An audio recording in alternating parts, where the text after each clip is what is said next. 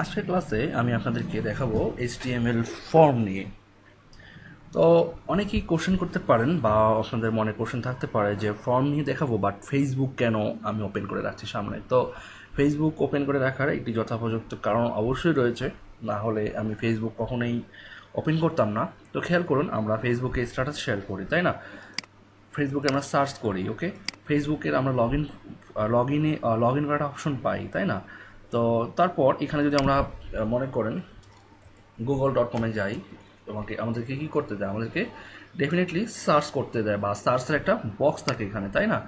So এই যে এখানে সার্চের একটা বক্স আছে, এই যে এখানে আমরা স্ট্যাটাস দিলে পোস্ট করতে পারি, আমরা এখানে সার্চ করতে পারি, ওভারঅল অনেক ব্যাপার সেপার, আমরা কাউকে কমেন্ট রিপ্লাই করতে পারি, আমরা এখানে কারো কোনো একটা পোস্টে কমেন্ট করতে পারি। সো এই যে ওভারঅল ব্যাপারগুলো, এই যে একটা এখানে একটা এরিয়া দেওয়া আছে এবং এখানে একটা বাটন দেওয়া আছে পোস্ট, তো এটি মূলত HTML ফর্ম দিয়ে করা।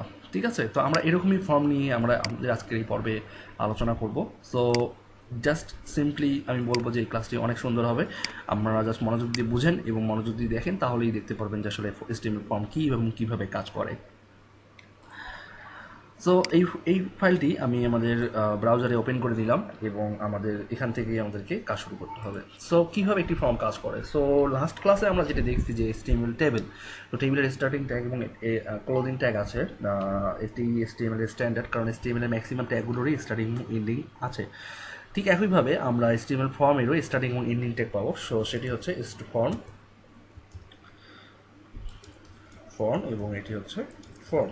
সো এই দুভাবেই কিন্তু আমরা মূলত ফর্ম ট্যাগ নিয়ে কাজ করি। ফর্ম ট্যাগ, এই স্টার্টিং এবং ক্লোজিং ট্যাগ, এর ভিতরেই আমরা ফর্মের এলিমেন্টগুলো লিখবো। কিন্তু আসলে একটি ফর্ম আমরা যখন লিখবো, ফর্মের কিছু ম্যান্ডেটরি কিছু অ্যাট্রিবিউট থাকে ফর্মের, সো সেগুলো আমাদেরকে অবশ্যই ফুলফিল করতে হবে স্টার্টিং ট্যাগে। সো প্রথমটি হচ্ছে যে আমরা কীভাবে ফর্মটিকে প্রসেস করতে চাই, সেটি হচ্ছে অ্যাকশন। এই অ্যাকশন অ্যাট্রিবিউট আমাদেরকে বলে দিতে হবে যে আমরা এই যে ফর্ম পেজটি তৈরি করছি, সো এই ফর্ম পেজটি বা এই ফর্মটি কোন পেজের সাহায্য নিয়ে আমাদেরকে ডাইনামিক্যালি ডেটাগুলো আমাদেরকে ডেটাবেজে সেভ করবে, অর আমাদেরকে কোনো একটি ইমেল পাঠাবে, অথবা আমাদেরকে যেমন গুগলে সার্চ করতে পারি, আমরা যেমন কোনো একটা কোয়েরি লিখি, তো আমাদের কোন পেজকে টার্গেট করে সেই কোয়েরিটি ফলো আপ করবে। তো মূলত অ্যাকশনের মধ্যে আমাদেরকে সেটি লিখে দিতে হবে। সো যেহেতু আমরা আপাতত ডাইনামিক কোনো ফাংশনালিটিতে যাচ্ছি না, তো এই অ্যাকশনে আমরা জাস্ট এখানে ব্ল্যাঙ্ক রেখে দিচ্ছি বা একটি সেলফ পেজ লিঙ্ক হ্যাশ দিয়ে সেটি আমি রেখে দিলাম।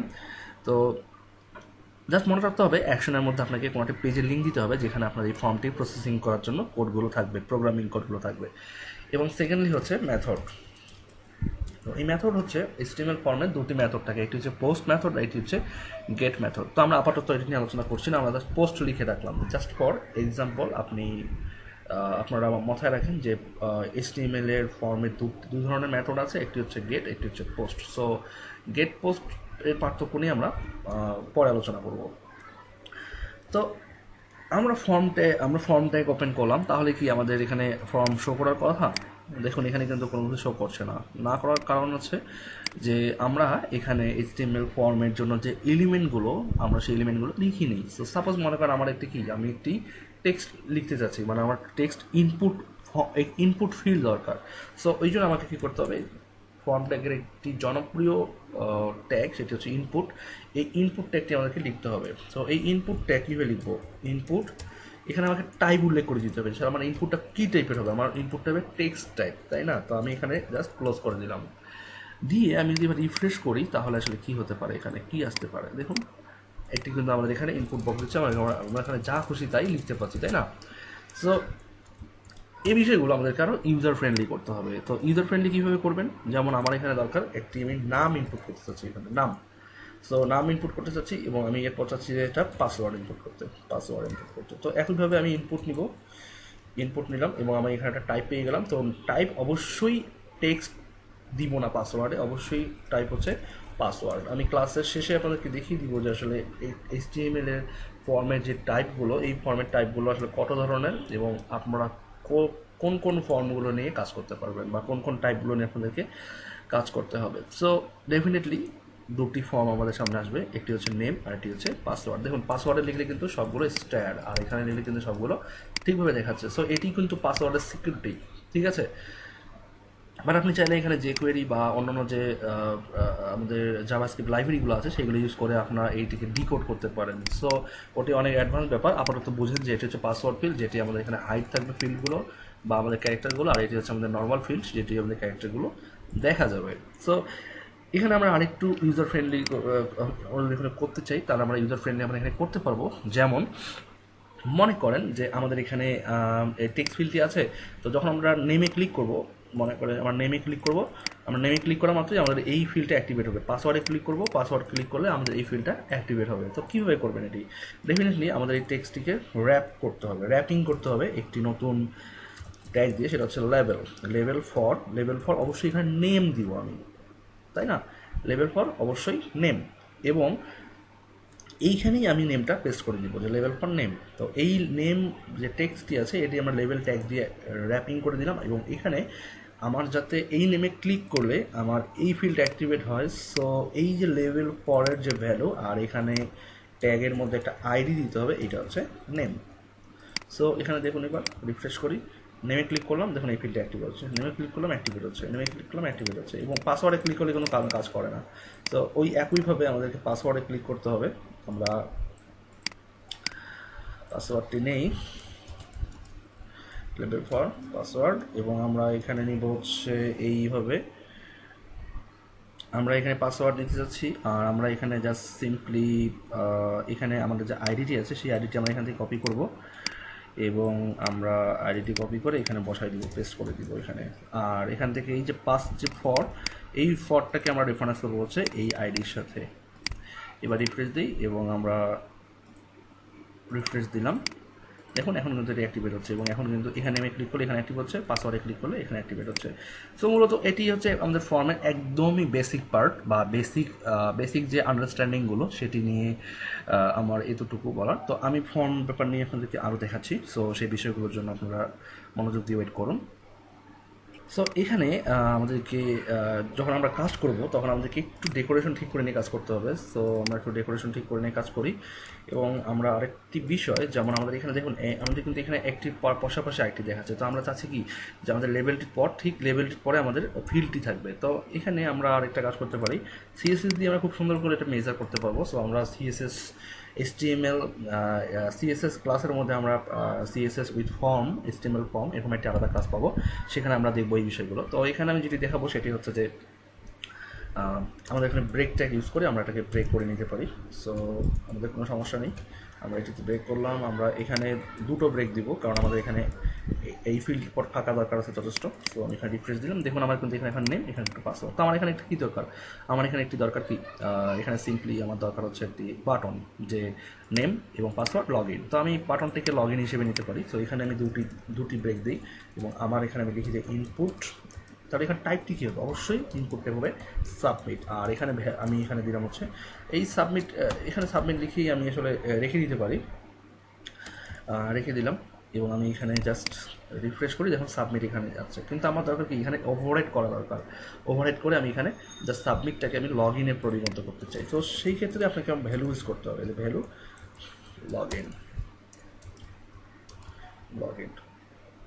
সো এখানে রিফ্রেশ দিই, দেখুন এখন কিন্তু লগ ইন চেঞ্জ হয়ে গেছে, এবং ক্লিক করা মাত্র কী হচ্ছে যে এখানে আমাকে এর যে ইন্টারফেস আমি এখানে যা পাচ্ছি, যে নেম এখানে আমি পাচ্ছি, মনে করেন যে পাসওয়ার্ড, আমি এখানে যা খুশি পেতে পারি, এবং লগ ইন দিলে আমার এখানে ফর্মটি রিসেট হয়ে যাচ্ছে, তাই না, মানে সাবমিট হয়ে যাচ্ছে। তো আমার এখানে আরেকটি টাইপ আছে, সেটি হচ্ছে যে এটি হচ্ছে রিসেট। যে আপনার যদি মনে করেন যে অনেক বড় একটি ফর্ম, বাট আপনি লিখছেন ভুল করে, সো আপনার একটা ক্লিয়ার বাটন দরকার, যে আপনি এখানে লিখছেন ভুলে, অনেকগুলো লিখছেন এখানে ভুলে, তো এখানে আমরা দুটি ফর্ম পাচ্ছি, এটা হচ্ছে সাবমিট, এটা হচ্ছে ক্লিয়ার, রিসেট করে দিই। তো আমি এখানে লিখছেন, আপনি জাস্ট ক্লিক করা হচ্ছে ক্লিয়ার হয়ে যাবে। আর এই পরবর্তী বাটনের কাজ হচ্ছে জাস্ট এটাকে সাবমিট করা, এটার কাজ হচ্ছে ফর্মটাকে ক্লিয়ার করে দেওয়া। তো এবার আসুন আমরা দেখি যে কীভাবে করে আমরা ওই আমরা অ্যাকশনটা তো অলরেডি জানি, যে অ্যাকশন আমরা বোঝাতে পারতেছি না, বা আমাদের অ্যাকশন নিয়ে আপাতত কাজ নেই। তো গেট এবং পোস্ট মেথডের পার্থক্যটা আমরা বুঝি। তো পোস্ট হচ্ছে কোনো একটি নির্দিষ্ট ডেটাকে আমাদের ডেটাবেজে রিকোয়েস্ট পাঠানো, ডেটাবেজে সাবমিট করা, বা আমাদের কোনো ইনফরমেশন আমরা যেমন মনে করেন যে ইমেল ফর্ম করতে চাই, যে আমাদের কোনো ইমেল ফর্ম থাকবে, সেখানে সাবমিটে ক্লিক করা মাত্রই ফর্মটি সাবমিট হয়ে যাবে। তো এটি বা আমরা এমন কিছু ইনফরমেশন পাঠাতে চাই যে ইনফরমেশনগুলো কি সিকিউর, সেন্সিটিভ ইনফরমেশন, যেগুলোর আউটপুট আমরা ইউজারকে দেখাতে চাই না। তো সেইগুলোর জন্য মূলত পোস্ট ইউজ করা হয়। এবং আরও একটি ম্যাটার, সেটা হচ্ছে গেট। তো গেট মেথডের কাজ হচ্ছে যে গেট মেথড যখন ইউজ করা হবে তখন ব্রাউজারের ইউআরএল দিয়ে ইউআরএল দিয়ে পাস করবে। যেমন আমরা যদি এখানে গুগলে যাই,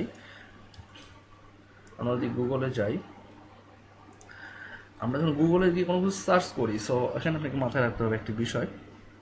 আমরা যদি যাই যে HTML লিখলাম, এখানে HTML টিউটোরিয়াল লিখলাম। সো যখন আমি টিউটোরিয়াল লিখছি HTML, দেখুন এখানে কিন্তু এই যে Q equal HTML plus tutorial. তো এটি কিন্তু মূলত পার্থক্য, যে আসলে আমরা যখন গেট মেথড ইউজ করি তখন কিন্তু আসলে কিউ নামে একটি আমাদের এখানে আমাদের একটি নতুন ভ্যারিয়েবল নিতে হয়। সেই ভ্যারিয়েবলটি আমাদের মূলত এই ফাইলটাকে বা আমাদের এই ইনফরমেশনটাকে এখান থেকে পাস করে। সো আমরা যদি এটিকে এই ফর্মটিকে যদি আমরা এই পেজে এসে ফর্মটিকে আমরা ইনস্পেক্ট এলিমেন্ট করি, তাহলে আসলে আমরা এখান থেকে ফর্মটি দেখতে পারবো যে আসলে এই ফর্মের যে মেথড ছিল সেই মেথডটি অবশ্যই গেট মেথড ছিল। এই যে দেখুন এখানে এই যে মেথড হচ্ছে গেট মেথড। সো এই গেট মেথড থাকার কারণেই কিন্তু মূলত আমরা যখন এটিকে কোনো একটি ইনফরমেশন বা কোনো একটি কিওয়ার্ড দিয়ে সার্চ করছি, সো সেটি কিন্তু আমাদের একটি নির্দিষ্ট যে কিউ ভ্যারিয়েবলটি আছে বা কোয়েরি ভ্যারিয়েবলটি আছে, এই কোয়েরি ভ্যারিয়েবলটা দিয়ে কিন্তু আমাদেরকে এখানে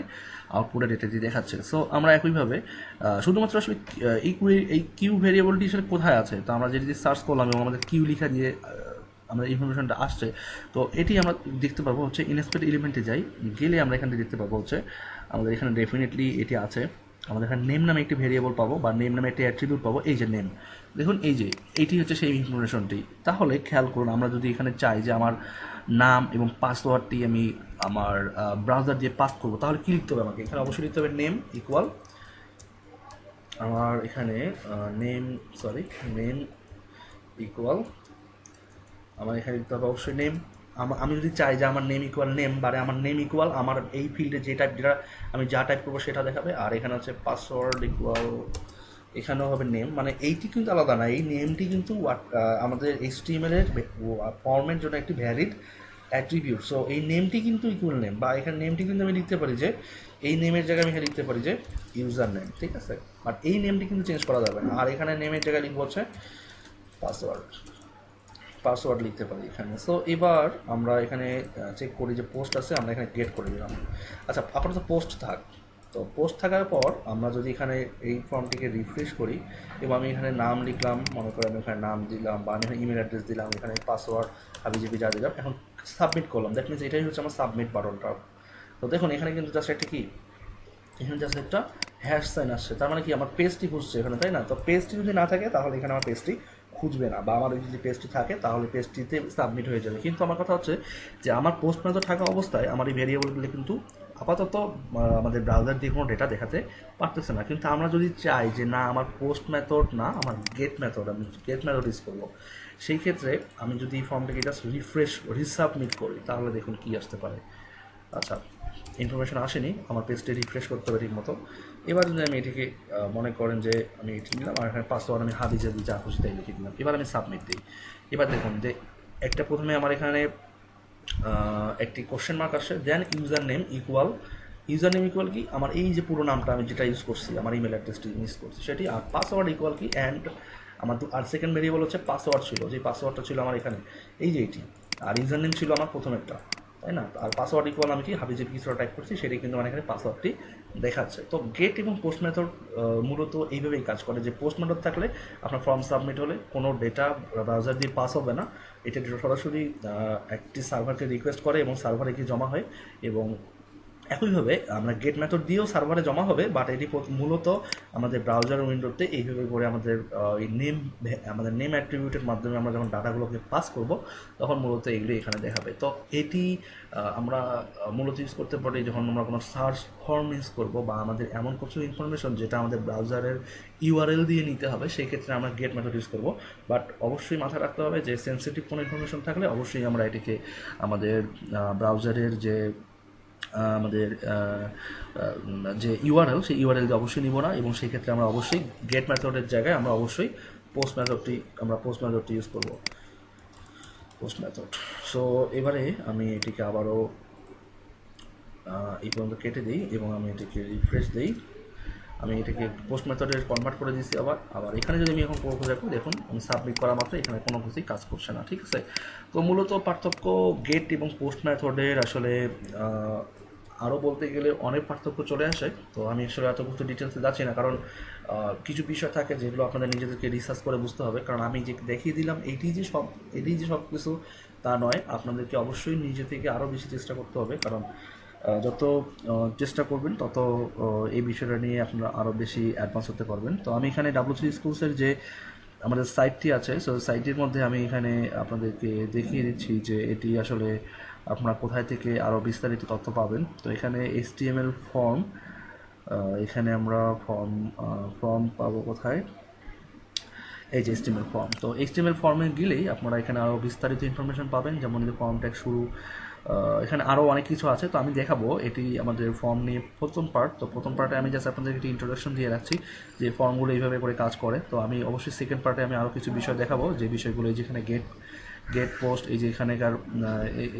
এখানে যেভাবে করে দেখানো আছে, আপনারা এই পেজগুলো এখান থেকে দেখতে পারেন যে when to use get, when to use post. আসলে এই বিষয়গুলো নিজে থেকে ভালো করে বুঝতে হবে। যদি ভালো করে বুঝতে পারেন তাহলে দেখবেন যে এই বিষয়গুলো নিয়ে আপনারা অনেক ভালোভাবে কাজ করতে পারবেন। সো ইন্ট্রোডাকশন পর্ব এতটুকুই ফর্ম নিয়ে। নেক্সট পর্বে আমি আপনাদেরকে বা নেক্সট ক্লাসে আমি আপনাদেরকে দেখিয়ে দিব যে ফর্মের আরও অ্যাডভান্স ইউজেসগুলো এবং ফর্মের আরও অন্যান্য যে ফিল্ডগুলো আছে সেগুলো নিয়ে কীভাবে কাজ করতে হয়।